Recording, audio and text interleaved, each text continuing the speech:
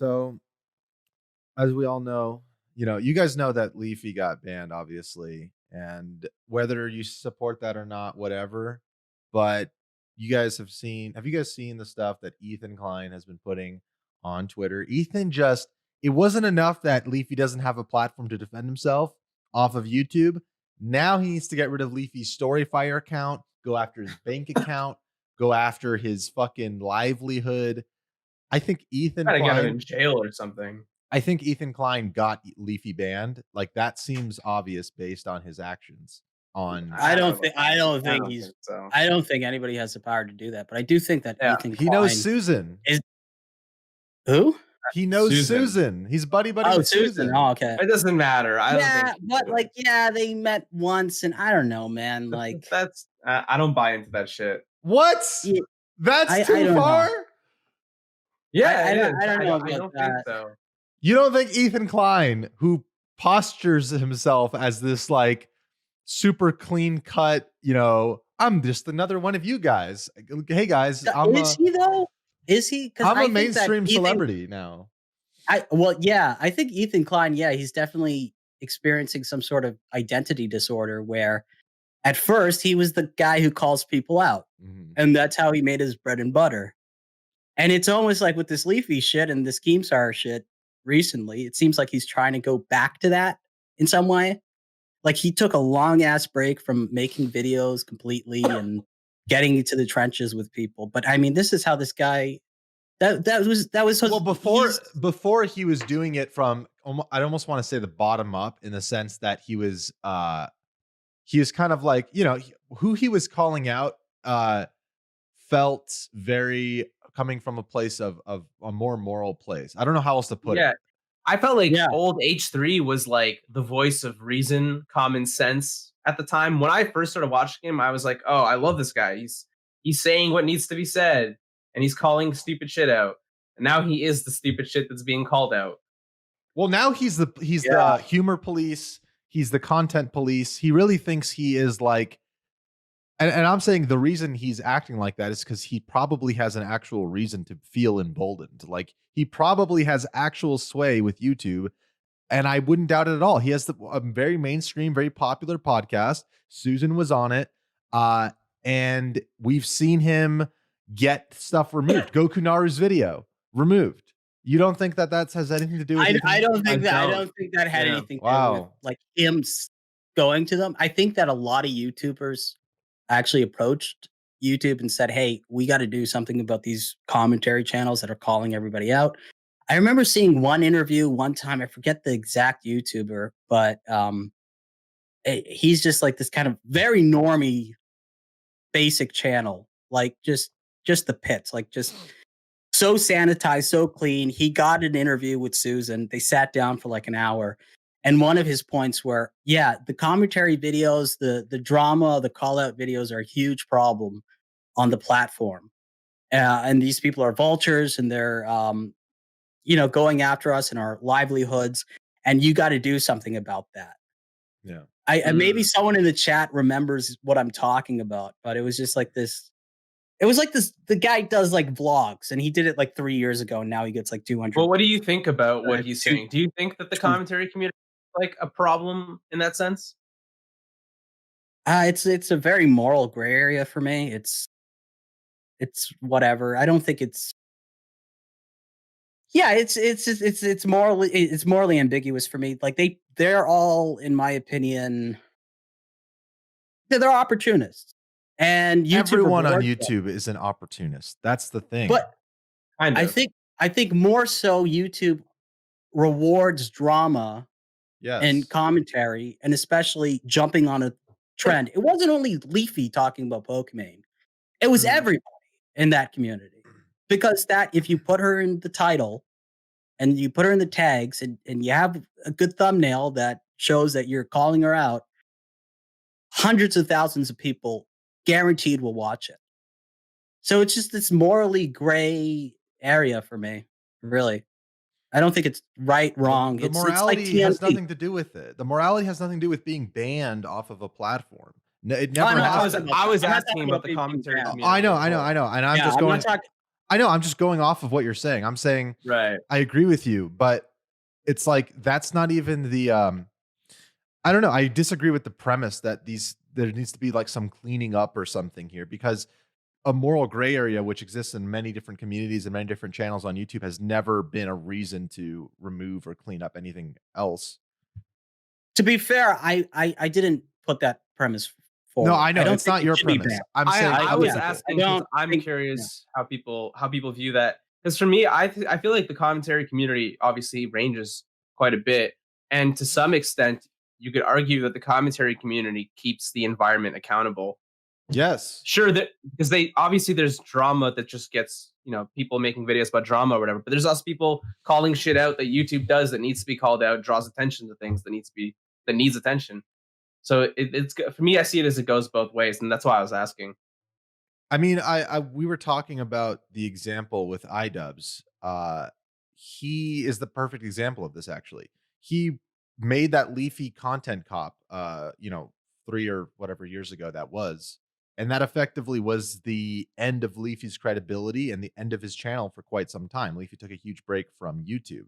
So using free speech or whatever you want to call it, using the free reign to just go off on someone in that form of a video was effective in making the environment of YouTube better. And that's a bottom up approach or whatever you want to call it. It's a more organic way to do things, a more free way to do things versus being like, I don't like this guy, let's ban him. Let's not give him a platform to defend himself. That mentality is so anti everything that what makes YouTube good. Yeah, no, Mhm. I agree. I think it is in a lot of cases better to leave it to the court of public opinion, let people decide whether or not they want to continue to support this person, especially when someone takes the time to put the facts forward and have a detailed run through of everything that this person has done thus far, like in the iDubbbz content cop. Um, but at the same time, I do, even though it's the most basic, boring, obvious take. YouTube is a private platform. It's they can just do that. Yeah, It's they set the obviously. rules, and and I think it's stupid. I think that there should be more. The people should lean more towards and try and pressure companies like Google to like set it up as like a public utility. Yeah. Like because this is like the internet. It's like the a massive worldwide town square in a lot Yeah. of ways, This is and our it's new world. This is the new landscape yeah, of yeah. communication, at least. And then when you have everything centralized in Silicon Valley, and there's a clear political slant, moral slant, philosophical slant, and they don't like wrongthink, and they set boundaries based off of this very insular, very privileged, very wealthy, and honestly disconnected from anything that like a black person experiences or any minority experiences. Where like if you're, they don't. I don't think that they understand the true ramifications of racism or anything because they haven't experienced it. So for them, it's almost like this. It's an ideological battle. It's purely It's like ideology. It's not based in It's like actual. it's like yeah, it's like it's a fashion statement almost for them. Yes. Yeah, And Yes. so they definitely. they go with the most shallow, boring stances. And it's like this is not an issue for anybody, you And know? I think Ethan embodies that very closely. I think you see this with other YouTubers too. You see this with people like Anthony Fantano. I see this Yeah. with all these. I don't need to drop a ton of names, but there's all these YouTubers who they're so want to be in that like you said, Oki, like that sort of Silicon Valley, like neoliberal, but still successful and rich and kind of influential figure, even though they're completely out of touch. They're not going against the grain at all. They might have built their career doing that. They might have built their career acting like this alternative voice. But now they're perfectly happy getting people deplatformed, removed off the site, and just going with whatever is the fashionable stance, let's say. That's what's so interesting is that people like Ethan Klein started off being in touch, very much so. And then at some point, you don't think he was in touch before? Never. I've literally heard him. Like, you got to understand, he's older. This guy pretty much started using YouTube when he made up his mind already. In his, like, really, really late 20s. Like, he wasn't someone. I think on a podcast he talked about. Did you just say really, really late 20s? yeah. Like, he started using YouTube when he was like 29. He's like 32 or 33 years old, isn't he? That's a new term. I like that. Be like, oh, this guy's in his really, really late 20s. Really. Yeah, yeah. I guess it's a bit redundant. No, it's funny though. It makes sense. I get it. 29 and a half is really, really late 20s. Yeah, that's true. Yeah. But no, I mean, he wasn't. I think he's always been kind of disconnected from YouTube. And I actually agree with Oki here. I agree with Oki here. I think so completely. But like, what are you basing that off of? From like, what he said. From what he said at the time. Okay, so this is going to require me to dig, and right now I'll show you. Okay, I'll show you where he said it, but he has said more than once that he started going on the internet more and using YouTube more, like around the same time he started making videos. Really, like that's like so. Mm-hmm. I don't think that he's as tapped in. I'm pulling up his channel right now. I remember there was times in the past where he was sort of defending smaller channels. He was sort of like trying to be a voice for them or something like that. Yeah. It seemed like he cared more at the time. Is that Tech? It's got to be Technicals. Well, his video camera's not working, but it's Maury Goldstein. Goldberg. Yeah. Okay. Whoever this person is, get out of here. Oh, it is Technicals. Okay, Technicals, we can't hear you or see you. Okay, I see your thing now, but I don't hear you. I don't see your cam either. All right, we'll figure it out. I don't know. Yeah, I don't see him either. We'll figure it out. The point is, check this out, guys. I'm pulling this up on stream. This is Ethan Klein's YouTube channel, H3H3 Productions, and these are the first videos. So down here, his first video. I see Tech now. Sorry, go on. His first video merch came in. was called Wiping. I don't see Technicals on camera. I don't know why.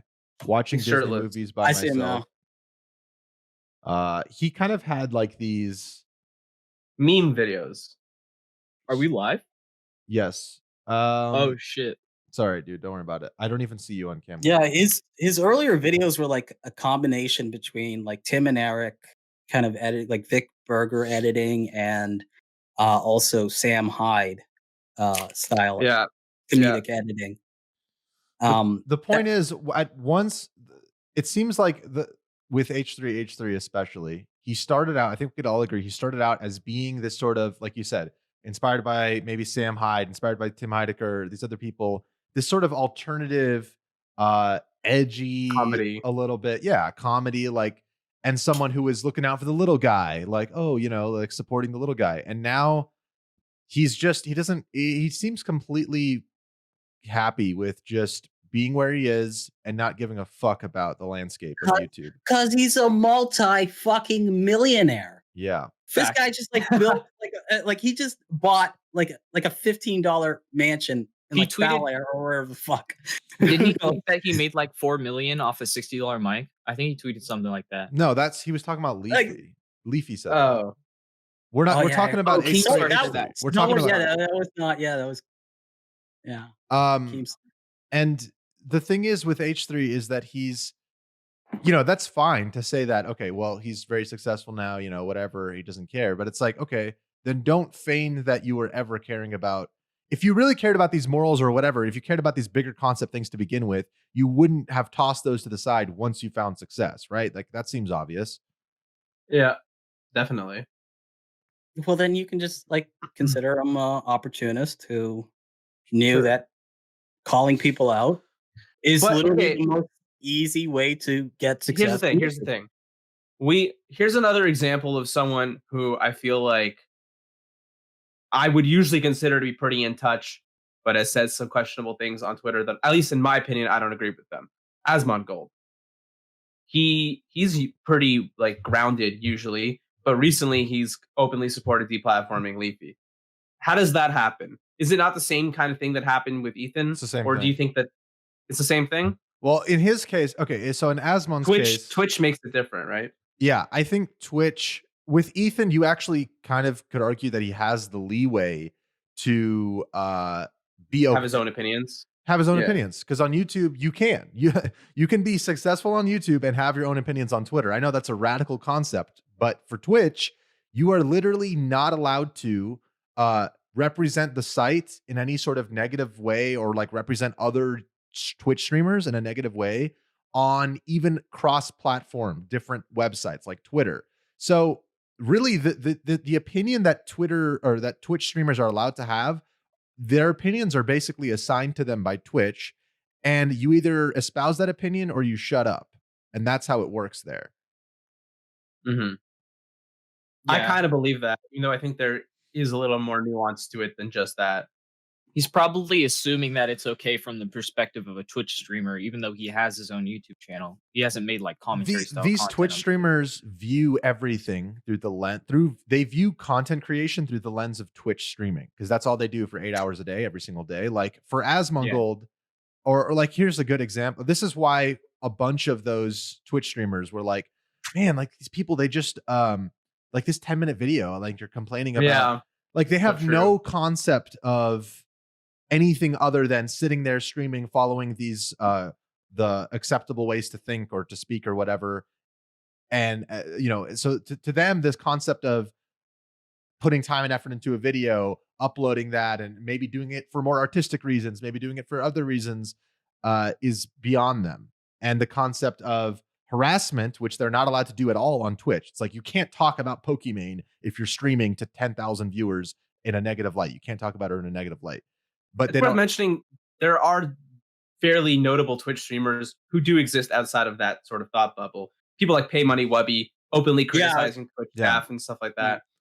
Openly criticizing other Twitch streamers when all those clips were coming out about how it's not hard to do YouTube or some shit. Yeah. So, there are people outside of that. Although I think those people are going to be there's two possible outcomes in the future. If they continue pushing buttons, or if they continue going against the grain a little bit, they're either going to get banned or they're going to eventually become cringe themselves. Yeah, exactly. Literally what I tweeted before we started this podcast, by the way. Except I said the commentary community life cycle is report on cringe, become popular, become cringe, get reported on for being cringe, or report on cringe, become popular, get banned. I saw that. That's accurate. I mentioned this, I think, last time when we talked about this, but why are massive platforms like YouTube and Twitch arguably the two websites or apps or whatever you want to call it that hold the most attention amongst young people, just like way more than television, and it's just growing massively? Why are they so afraid to have edgy content on their websites? And it can't, like, they have more power than the advertisers, in my opinion. Yeah, they have massive sway. Like YouTube made like $14 billion last year. Like, why are you so afraid of something that's they made $14 billion in profit or in revenue? The point is they make they make a lot of money. Anyway, exactly. The point is they have the eyes on them. Yeah. Well, it's what you said earlier, Oki. They're the Silicon Valley bubble of ideology. It's not even about profit. I don't think it's about profit, at least not strictly. I think that everything comes down to profit with corporations. I agree. I think it's all about the bottom line. If that was true, I think that it's just PR, like the whole. Yeah, we're like social democrats, and we are pro LGBT, but then we demonetize anything about people coming out. They have no moral values. Yeah, they only care about profits at the end of the day. Yeah, and it's not their fault. It's so many individuals working in this massive collective, and lawyers involved, and stakeholders involved, and it can't help but become this sociopathic kind of like completely disconnected from morality entity. Well, I think it starts out that way, but when you spend enough time acting a certain way acting like you have these beliefs, you end up embodying that. Like with H3, whether I have no idea whether or not he actually cares if Leafy made some joke about open carry or something. Who fucking cares? Seriously, who fucking cares? Like, what are you, the thought police?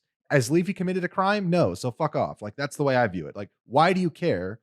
Well, let's just say he doesn't actually care and he's just doing this for posturing. Well, after a certain point, you do this enough, you build your personality online based on that enough times, you're going to actually start to think like that too, though. And you're going to actually start to make other people think like that.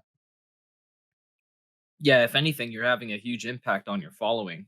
And there's been a significant shift of how the H3 fans think since when he used to do his regular style content where he was shitting on people.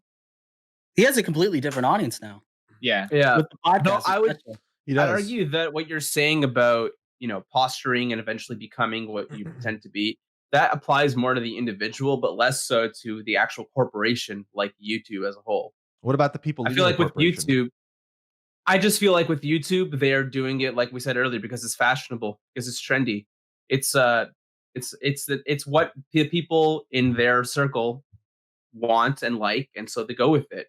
And maybe they believe it's profitable too. I'm not sure. No, it's all about profits, man. It's the safest PR move that they can make.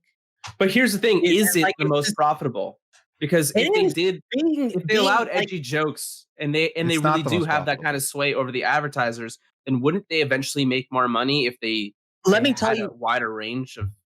Let me tell you why it's all about profits. Because like I said when we talked about this earlier, yesterday or whenever, the rules don't apply the same way. So Nicki Minaj could be half naked in a video, but YouTube, gave like $3 billion to the music industry last year. They are so invested in making YouTube mainstream that they will make concessions for celebrities and musicians, but they won't make the same concessions for just grassroots YouTube channels like Leafy. Leafy's massively popular, but he's still very much like an independent grassroots creator. They don't give a fuck about Leafy, and they never will. To them, he's just a liability. To them, he's just someone who possibly can have a Washington Post article written about him. I'm going to pull up the tweets now from, starting with Ethan's tweet. So for context, anyone who's kind of lost, Leafy got banned permanently on YouTube very recently for harassment, quote unquote. I put that in quotations, regarding, I guess, other creators or Pokimane or something. I think H3 reported him.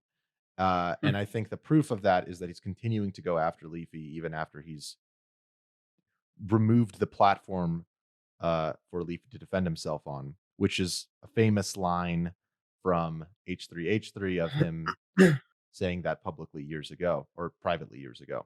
Anyways, we're going to show this clip on stream right now of this. Ethan tweeted this out yesterday saying that Leafy confesses he went to the protests with an illegally concealed gun, saying he was, quote, looking for someone to give me an excuse to shoot them. Truly disturbing. Like, even the way he types that is like, truly disturbing. Like, are you joking? I think he's kind of joking. There's no way it actually disturbed him. Right, exactly. Side point, do you think that he's going after Leafy because Leafy is friends with Keemstar and he has this like fetish for shit talking Keemstar? No, I think he has it's all the same thing. Why do you think he has a fetish for shit talking Keemstar? And he has one for Leafy too, because he wants to be the police of who is allowed to say what on YouTube. That's what I think. I really believe that. That's the way he acts. He's also gotten super political on his podcast, so there might be some of that involved in there. He's been tweeting about the protests and like COVID and shit nonstop. And then I want to show this too. I haven't blocked. I'm going to show this real quick on stream. This is a tweet actually from Augie, who also does streams. And he pulls up a video clip. This one's really short, so I'll just show this on stream. Pulls up a video clip from a couple years ago. I'm going to show you guys this. That one's almost louder than the shotty, isn't it? Oh! Take that, Joe. city council. Oh God, I fucking hate the city council. We're kidding, by the way. Not an actual threat against Joe. No, I mean, God it's not a bless him. threat. Like, we can say that we hate things. Make while sure we're the doing it. audio's I'm up getting it on out the of my Twitter video. system, I Joe. hate the government. God damn. Yeah, no, totally. Whoa! Okay, well that's basically it. So, they're kind of Can doing you their can you up the master volume of the whole stream slightly? I don't know. Yeah, I can. People in the chat are asking you to. Okay. I just did right now. Yeah. All right. Well, I guess whatever. You guys get the idea. The point is they were joking about He's a hypocrite. Completely. And they were actually Yeah. The difference is Leafy was just talking about it. iDubbbz actually has a firearm in his hand and they're shooting things as they're joking. I think iDubbbz actually intervened because it was starting to sound really bad coming from Ethan. That's the kind of like parallel that they have. So, well, no, I thought iDubbbz is the one who said it. Wait, let me replay this. Is They it? both say stuff. They both say stuff in the full Okay. video. The point is, I can't remember. I clearly remember it's watching not it. disturbing to him. That's the point. Like, clearly he's not disturbed at all. That's why this is all just a front. And he's just trying to go after Leafy for anything he can. And it's like, I have to question, okay, he's already banned off YouTube. It's just weird. It's just weird that like he really doesn't want him to have a platform to defend himself. Ergo, It almost sounds like he's playing the crowd. Like he knows what will get people riled up. And he's 100%. like, oh, let me just be upset. And the crowd is in turn shaping him. Yeah. This is what Jordan Peterson talks about. Regarding Literally Hitler. is what he yeah. That's not I'm not saying he's Hitler, but but that is what he said about Hitler, yeah, it's funny. On the H3 podcast. He said it on the H3 podcast. Yeah, he's been that's weird too, right? Like Jordan Peterson has been on H3's podcast multiple times. And That's crazy. Not recently, I guess, but I feel like a lot of what H3 says now or his viewpoints now are pretty antithetical to like a lot of things that Peterson stands for. I don't know that for sure. Like I feel that maybe I'm wrong, maybe I'm naive, but I feel that they would have him on the podcast again if he was willing to do it. I don't think that H3 has a very sophisticated political stance in any way whatsoever. At least that's from what I've seen, and I've watched a bunch of his shit, and I think he's funny. I don't think he's very in touch with a lot of things other than like his YouTube channel. Yeah. He just comes off as kind of like he's a goofy guy, he's just normal. That's why he's relatable. He talks about millionaires and shit like he's not one. It's fucking weird. Yeah. So weird to listen to. Well, more to the point though, in terms of a general sense, do you guys think that Leafy's ban is a sign of more things to come? Like, do you guys think that YouTube's going to start cracking down more? Do you think that was just kind of a one-off because Leafy came back? The only problem is not implementing the 3-strike system. That's what scared a lot of people, I feel like. Yeah.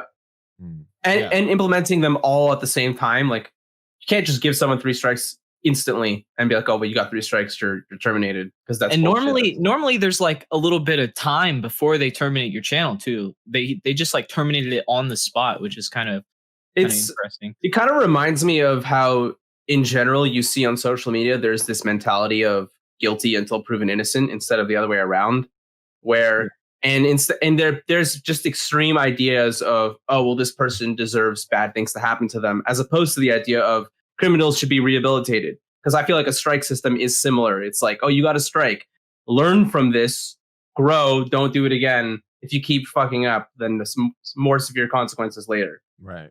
Well, and also, like we said, it's not even.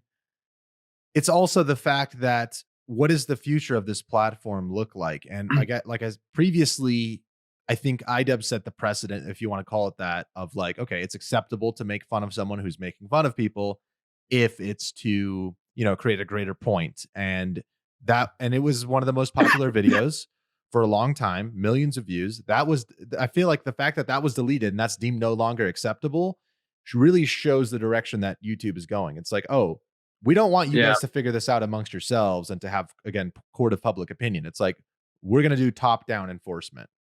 Although, to some defense, the other content cop videos are still up. It was just the one, just the Leafy. With Leafy, yeah, right? but who knows how long it's going to take? I mean, they took a while to take down all the vomit cake videos from Frank. Right. Like, they just took down the last one a little bit ago. Can I try and argue it from just YouTube's perspective? I'm not saying I totally agree with it. Yeah, go for it. Okay, so I think in YouTube's eyes, they released the key points of their anti-harassment and bullying rule. Like I forget exactly when they implemented it, but I feel like it was several months ago. And do you guys agree? The beginning of the year or something? I think they said December 2019. So they've made steps to do some pretty public excising of certain videos and channels. Well, I guess this is the only channel, but I think that this is them just showing, hey, this is the line. You can't cross it. This is what we're okay with, and this is what we're not okay with. And that's the message that they're trying to put forward. I'm not saying that that's a good thing, but again, it's a private company. Well, they don't. What are you going to do? If they don't want you to put like a sex scene on YouTube or nudity, then it's the same thing. It's still a violation of freedom of speech and expression if it's a video of an ISIS killing or if it's someone just being edgy. It's all you still have to follow certain rules because it's their. So I think that's where YouTube comes from. It's like there is some legality to that because they do have protections under the guise of being a platform. And when you're a platform, you can have your terms of service, like really out there shit like beheadings and stuff. You don't want that on there. But what it seems like they're moving towards is being a publisher. So like they're deciding the opinions and stuff that are allowed on their platform. So when they make that shift, they're liable for everything that is on their platform. They're never going to be a publisher because they would face copyright problems. Yeah. So they can't be a publisher. They don't want to be liable. But they're yet acting like as a one. publisher. Exactly. Yeah. Wasn't there some sort of like law was coming up earlier this year? I remember Trump was trying to do something about all that censorship and shit over like the big Silicon Valley companies.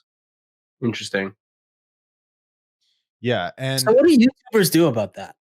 How do you combat that? Like the narrowing of what is acceptable on the platform, I mean, in a capitalist system, you just come up with a better. I guess that's what Storyfire and I get emails every day from like these startup video platform sites that are like, oh, check out our platform. I don't know how many of them are legitimate, but I'm sure people are trying. And this is something I actually, iDubbbz's girlfriend tweeted about few days ago, like after Leafy's ban and all that. She's like, well, if you don't like it, just make your own platform. But it's so hard to. YouTube is so established. It's so it's got a monopoly of sorts. Yeah, and it has all these things that have been built up over more than a decade at this point that are just not. You cannot replace that overnight. You cannot replace the audience. You cannot replace the features. You cannot replace a lot of things. These things take a long time, many years to build up. And it's yet one of the biggest. I mean, there's 2 billion users of YouTube, so it's one of the biggest sites on the internet. And so instead of being like, why don't we just create our own like country, basically, equivalent online? Why don't we try to hold YouTube to a better standard? Why don't we try to believe in something when it comes to YouTube? I don't think edgy humor is equivalent to ISIS videos, and yet they're treated the same way. Like, that's fucking stupid. You know what it reminds me of is the Hays Code in 1950s filmmaking, where like in the 30s, you were allowed to like show drug use. You were allowed to show like real societal issues.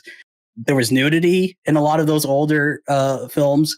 And then all of a sudden from like 1935 until like almost the 60s, you weren't allowed to do shit.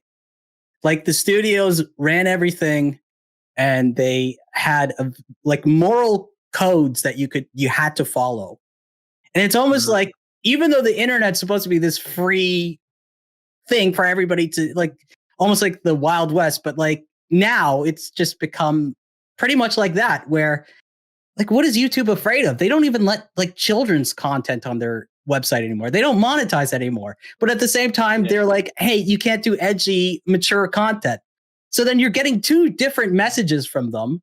And it's very hard to reconcile with that. And it drives people nuts, I think. It really drives me nuts. I don't know if you guys. I agree with you 100%.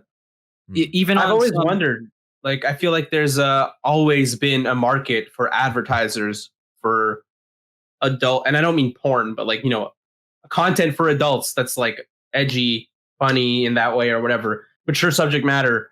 I feel like there's no shortage of advertisers who are willing to put themselves on that kind of content. They implemented the self-flagging system. So just fucking self-flag for that monetization. I don't see what the problem is. They're worried about advertisers pulling out. There's specific advertisers for all that shit. We've seen all the screenshots of those weird ass fucking sex ads and shit they run anyways. So like, what's the fucking difference? The OnlyFans ads or whatever, like like that. And it seems like you could run anything as an advertisement. Maybe we should just be uploading advertisements to YouTube instead. Advertising videos. Just subliminal messaging through commercials. It's like you watch people, but then like if you're lucky, you get the new Glink video. Yeah. That's the future. We have to like do it all in crypto advertising. Yeah, and you could say whatever you want there. Doesn't matter. Yeah. That's funny. I mean, I was watching the latest Emp Lemon video about that Matt Watson guy who did initially like a year ago, back in February 2019, he kind of created this whole campaign, really an astroturfed campaign, creating something of nothing regarding there's like all these like videos showing like young kids or whatever, and there's these like a pedo ring of commenters, even though like that fucking guy. Yeah, even though he was actually totally blowing things way out of proportion and making a false thing. But the point that I'm trying to get to is that these advertisers, the ads shown on a video have fucking nothing to do with the content. Everybody knows that. They don't function that way. They're not representative of the content at all. And nobody ever viewed it as like, oh, Coke ad, there's a Coke ad on an Oki video.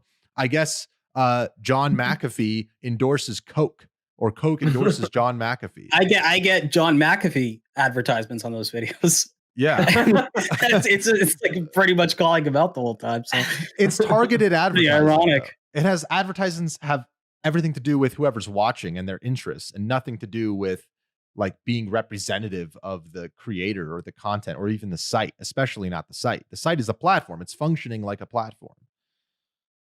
Yeah. Yep. They assume it's like an endorsement. Like, do you really want to have your brand on this? Netflix, do you like pedophilia? Yeah, but the only people who say that are the ones who are trying to get ads pulled. Like, I don't think average viewers actually care. Nobody cares. Yeah, no. We actually fucking hate ads. It's just a necessary evil. Right. Yep. They just have no backbone. That's the issue. They have no identity, YouTube. They don't know what they are. Or like, that's the issue. They know what they are, though. They don't want us to know what they are. They're acting like a publisher, but they want to be treated like a platform. Or do I have that wrong? Well, what do you mean when you say they don't know what they are, Oki? I think based off of like whatever virtues that they're trying to show to the world through their PR and their morality and whatever their stances are and what they deem acceptable and unacceptable, is just this murky, ambiguous void of nothing. And they're just they won't. I don't know how to explain. They're just pussies. Pretty much when it comes to shit like this. When it comes to advertisers, they're total pussies. Yeah. My understanding of that is they form their identity around ad revenue. Yeah, that's how I would see that. That makes sense. Kind of. I feel like there's more to it than that, though. Like, yeah, it goes back to what you were saying, Glink, about them pretending so long that they have their own agenda at some point. Yeah. Yeah. And like I said, we see this in individuals too. Sam, you don't seem to think that this is, for me, that it's the same thing. Like whatever patterns you see in individuals in terms of gaining success, gaining momentum, there's no reason. Corporations are just made up of many individuals, and they're led by individuals. And like YouTube is the same thing. YouTube started out as this alternative this alternative media site, with video sharing, video uploading.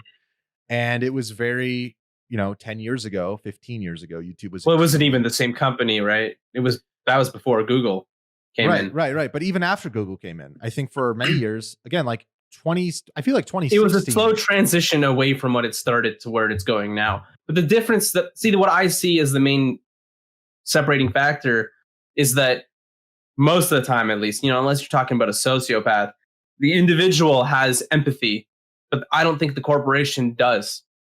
So I think that the empathy is a pretty big factor, because an individual might be doing something because they start to, they're emotionally charged in some way, whereas the corporation is just doing it, like Oki says, for the bottom line, for the money, and also beliefs. I mean, it's kind of similarly related, but YouTube or Google, they don't believe in. Do you think they believe in anything other than profits or selfish motives that help the company? They don't believe in it.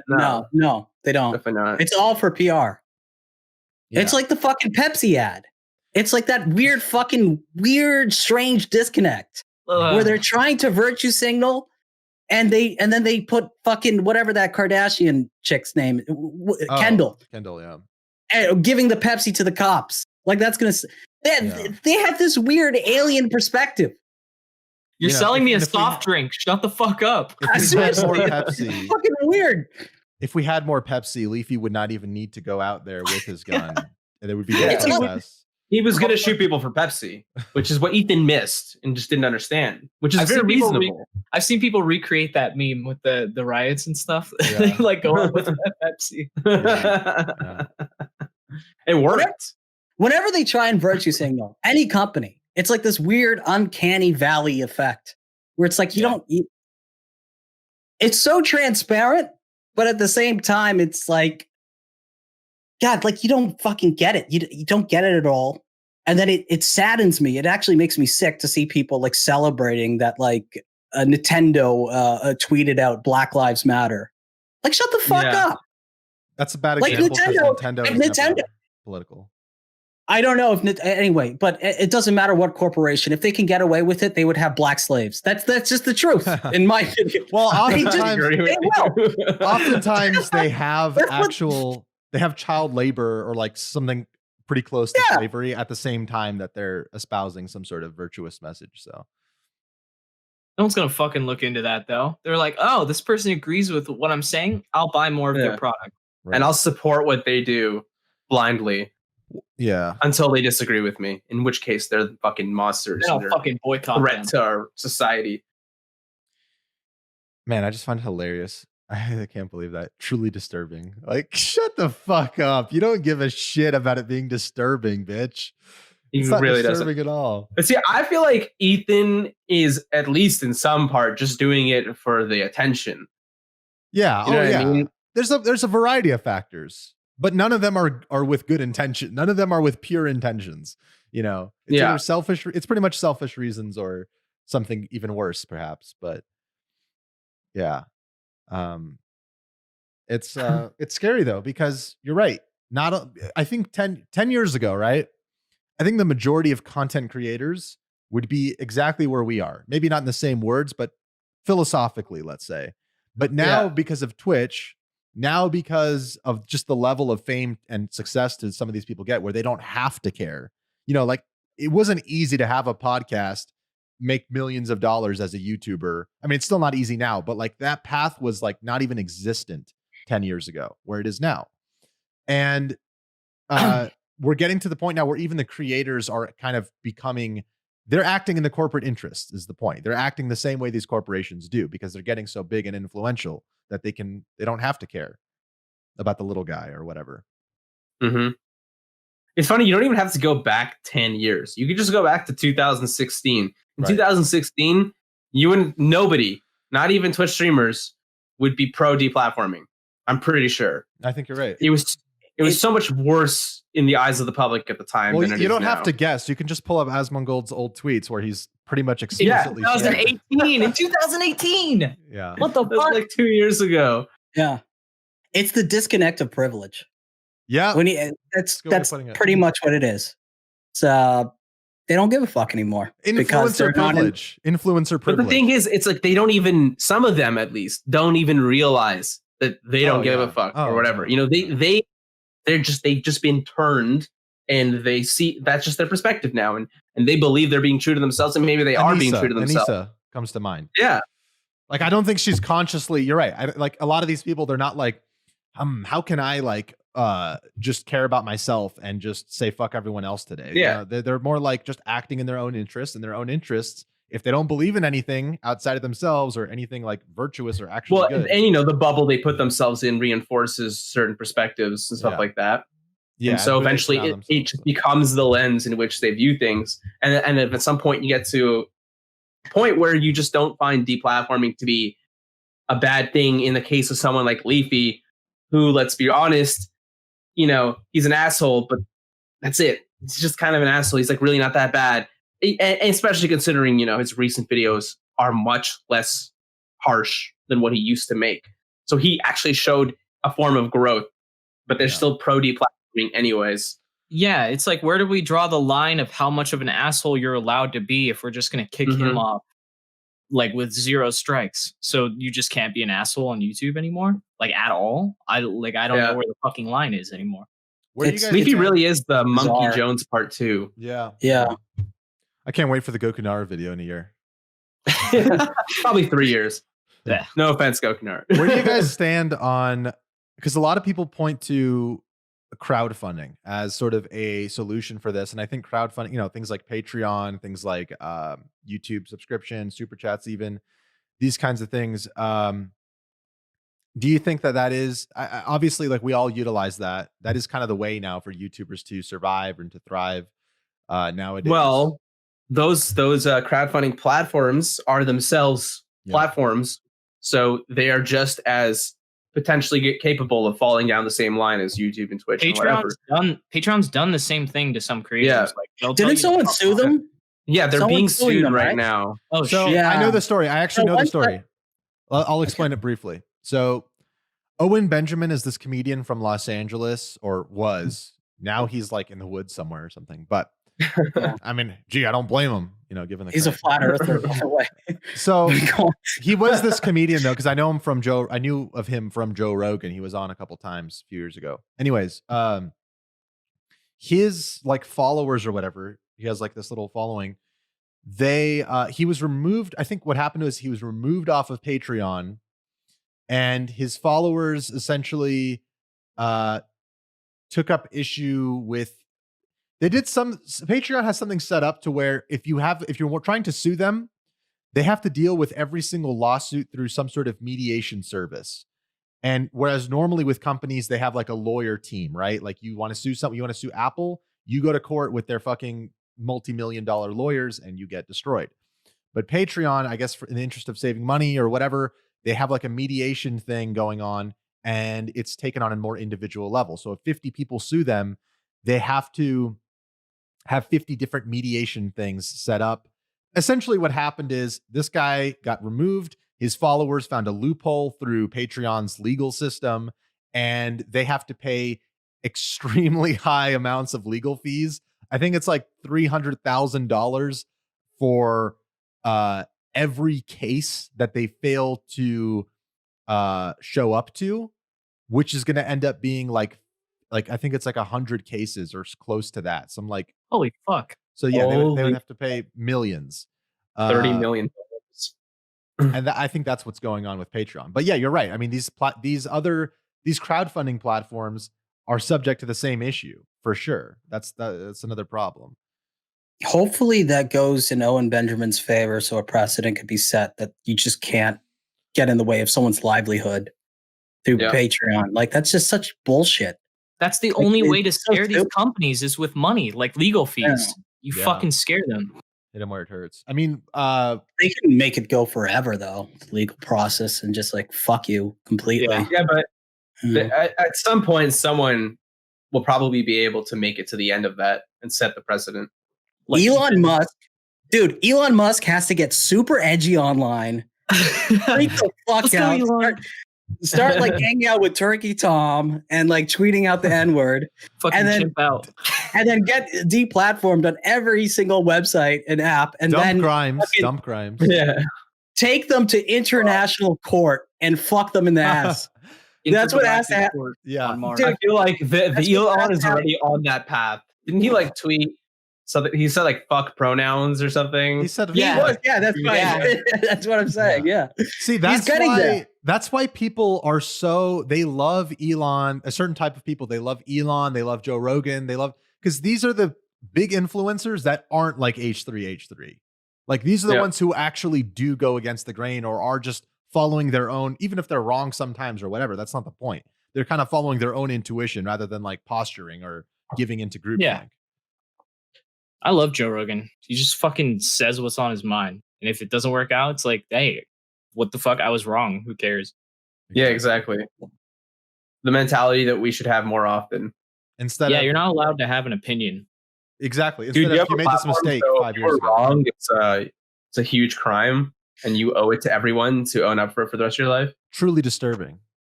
Truly. Did you guys see the tweet? He's like, there was this guy who was on like RuPaul's drag show or something, and he tweeted recently that, like, he tweeted Biden and Harris together and said, "Oh, mommy and daddy." And then later on, I think people dug up his tweets where he was making a bunch of jokes like about Mexicans and from like 2010. But this guy, like, ostensibly, the way he presents himself is this like super neoliberal, anti-racist, all this shit. And then like they just dug up a bunch of his shit. I don't know if you guys know what I'm talking about at all. No, I don't know what you're talking about. No, explain it a bit further though, or like explain what you think about this. I don't think I fully understand. Sounds like the ESAM thing. I'm still going. Yeah, it's pretty similar. Everyone's turning into ESAM. Got it. Yeah. It's just I don't know. It kind of I felt like it related sort of. Seems like the whole virtue signaling to hide your own faults kind of thing. It's not even that. It's like it's just stupid. Like a lot of the things he was saying is stupid, but then like it's 10 years later. Like literally he was tweeting it in 2010. I don't know. It's I don't even know why I brought it up, to be honest. Technicals. We can move on. You out of the four of us are, I feel like if things keep progressing with YouTube, right? You're on the chopping block. Yeah, you're next to go. That's why I fucking hate this. I'm gonna defend Leafy with my life. Do you think that, I mean, you made videos on ESAM and they're good and I think they're justified and I think I haven't made fun of his appearance at all. I don't do that. That's fucking, that's bottom tier. I feel like YouTube's going to go after your, like, I don't know. There's so many, if you really, the problem is this is so vague. Yeah. There's no way of knowing, right? That's the problem. I've looked at the rules. It literally says you're allowed to say racial slurs unless like you're actually being like racist. Hateful. Like you're because I had a clip of Low Tier God in one video, and before I published the video, it got struck down for hate speech. And I was like, what the fuck? I didn't say anything. And it was because Low Tier God called this black guy a monkey. And I was like, fuck.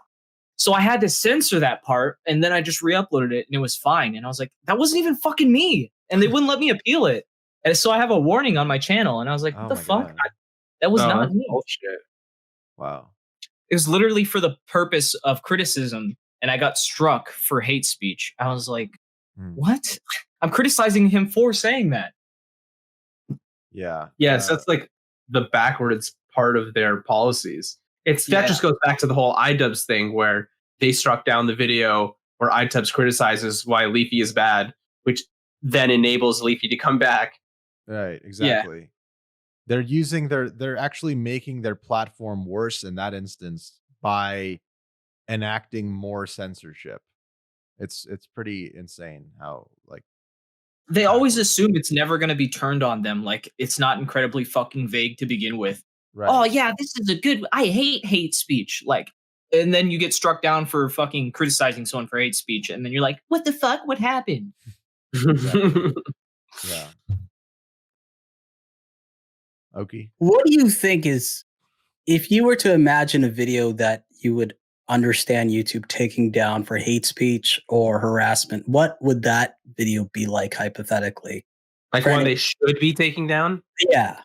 What would you think is I'll tell you, call to violence. Yeah, for sure. Yeah, a threat, a threat that's like actually seeming credible too, like not just someone joking or like, because there's also people who just say threatening things to be edgy, but like I think that you can kind of tell when there's like a pattern of behavior or when there's like weapons brandish, these kinds of things. Yeah. I've definitely like made a joke like that before where it was like very clearly a joking threat, but I'd hate to get taken down for something where I said it was a joke afterward. Yeah, we have to be allowed to joke too, I think. So it's but what I worry about is like YouTube getting to the point where Technicals channel gets taken down for challenging ESM to a boxing match. Right. I legal boxing match.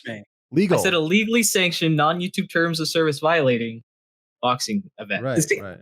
I missed that, and the flaggers will miss that too. Yeah, they have the attention span same attention span as me. It's a threat. They're just gonna hear while he's wearing boxing gloves. I thought that was YouTube terms of service, that you're supposed to box people that you disagree with. Right. That's how you solve problems as YouTubers these days. So it's a boxing match. All right, you got 3 strikes in a boxing match. Right. Right. Fuck, man, I gotta show up to this boxing match, dude. I haven't been practicing. I got 3 strikes on my video. I have to box the guy now. How do you? So if I make enough videos about Susan Wahiki, do I get a boxer eventually? Yeah. I think that's how it works. That's why they give you their address if you claim someone. Yeah, so exactly. Well, except with Susan's case, she's like in a mech suit. Like it's just not even her boxing. It's just like this. Yeah. Okay, well, me and the commentary community will gather together and build our own mech suit. So it'll be the battle. That's of the century. future. That's the future. Okay, that's a good plan. We're gonna build. It'll be symbolic. Susan, one person versus the efforts of an entire community just to be on the same playing field. Right. Let's just build mech suits. That's the future. Out of everything, what do you think is the thing that determined YouTube in taking Leafy down? Like, what was something? H3. I think it's because he said fag and made gay jokes. No. I think that's what. I think I've done that before. It's not even. I've been monetized and I've done that. I think it's because he repeatedly did videos about Pokemon to the point that they considered it harassment, and they just decided, fuck this guy, we're not even going to strike him, we're just going to... How did they never strike him for false metadata, though? That's in the terms of service. Like, the video would not be about Pokemon at all, but he made the thumbnail and title about her. I think, he never got strike for that. I think Ethan... This one's something like this. There's a call, ring, ring, ring. Hey, Susan. You see Leafy's latest video? Yeah. Truly disturbing. Okay, Glenn. Seriously, do you really think that like Ethan has a direct line to Susan? She was on his podcast. Yes. So she's been on. You met her in real life, and you're friends with her. You have her contact information. Of course, he does. I've met a lot of people in real life. I'm not friends with them. How many people did you do a podcast with in real life that you're not friends with, or you don't have contact info of? No, but okay, fine. But I feel like that's somewhat irrelevant. I'm just saying that you could be in contact with someone, do a podcast with them, and never speak to them again.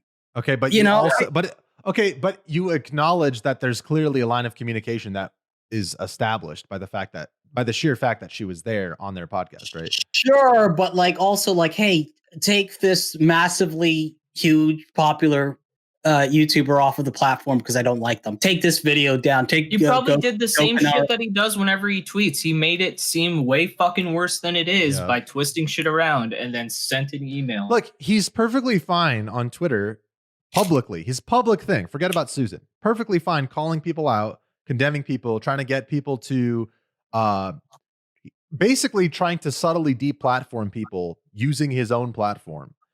Why are we to think that privately he doesn't? I mean, I'm sure privately he wants to do the same thing, and he's probably doing things behind the scenes privately to enact the same thing. You have your public self and your private self, right? And they're kind of showing a little bit of each other.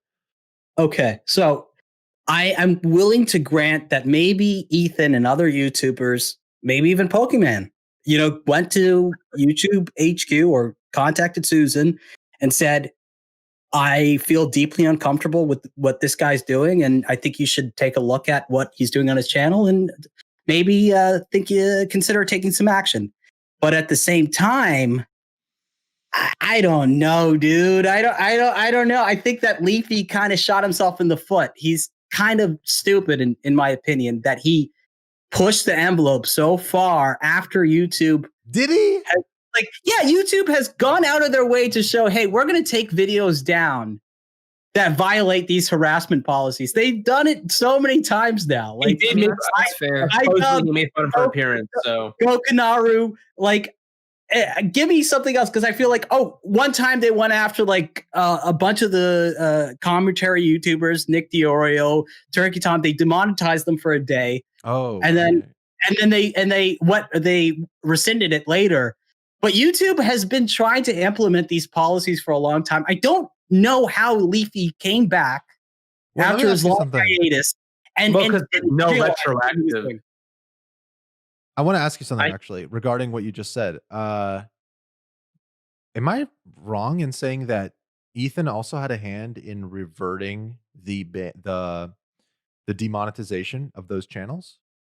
He supposedly messaged, because when you're at a certain level of partner on YouTube or whatever, you get a representative. Yeah. And in his case, it's Susan. Yeah. I think the higher up, the bigger you are, the better the representative is, I believe. And my understanding was that Ethan contacted his rep about those channels to get them remonetized. Obviously, Keemstar did too. Yeah. Yeah. So let's not act like these YouTubers don't have some influence on how YouTube pulls the strings, right? I think that they can just bring it to their attention, but I don't know if they have that much sway. I would argue that celebrities have far more sway than any. I'm sure if fucking Will Smith saw some fucking video about Will him, Smith watches commentary, a really good he point. has this way to just be like, I don't like this. Okay, but Ethan is a celebrity. No, he's not really. Will Smith. No, he's like a D. He's like a F-list celebrity. Okay, he's down the list. He's talking about actual celebrities. Okay, no. I'm talking what's the difference? To Oki's point, I'm pretty sure that Shane Dawson did not get demonetized until Jaden Pinka called him out on Twitter. Then he got demonetized. Wait, who is that? Who is that's Shane Will Smith's wife? Oh, yeah. I had no idea what the fuck that was. Really? Whatever her name is. Didn't Jaden Smith say something about that whole situation too? That's what they're talking about. Yeah, they're talking about his wife, but Jaden Smith also said something, I believe. Well, yeah, I don't remember what maybe he did say something too, but I very distinctly remember Will Smith's wife tweeting "You're disgusting, Shane Dawson," and blah blah blah. And then the next day he was demonetized finally. Okay, and there has been drama going around about Shane Dawson for at least a week at that point. I agree with you, Oki, but the thing is, you have to also acknowledge that Ethan occupies a celebrity-like influence. Not to that level. I agree. He's not Will Smith, of course, but he's way more influential than all of us combined right here, right? He's way more influential than a lot of people. So he holds more sway than all of us, of course, right? I think anything's possible. I don't think we'll ever know truly, unless we have some kind of documents leak. We have the documents.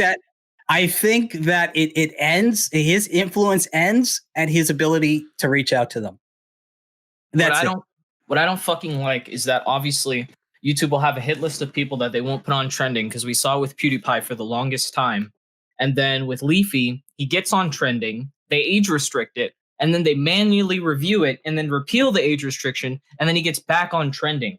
So how the fuck did they go through all of those processes and not at one single point say, hey, Leafy, you might want to fucking stop. We're going to strike this video down for harassment. I think they encouraged him. At no point did he have recourse for any of that. So why would he feel obligated to stop what he's doing when he's getting put on the fucking trending tab for doing it? This is all pointing to an outside influence, not outside. This is all pointing to some influential person directing YouTube to act a certain way in regards to Leafy. I think that they have a culture there, but I don't think it's a single nefarious. It was QAnon.